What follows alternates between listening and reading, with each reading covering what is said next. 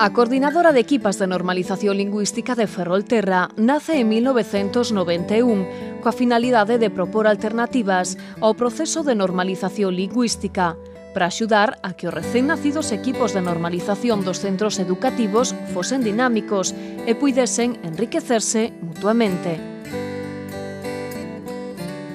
A promoción de actividades que redundan a favor do idioma, a avaliación do grao de normalización dos centros e a reivindicación á Administración das medidas axeitadas para facer efectiva a normalización lingüística son algúns dos seus principais obxectivos.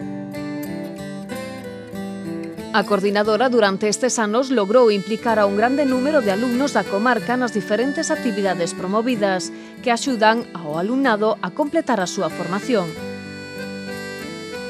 Xorden así actividades como o certame de creación artística, poesía e imaxe en galego sen filtro, o Festival Musical da Mocidade coa Lingua, os programas de cine ou teatro en galego ou coa lingua de excursión.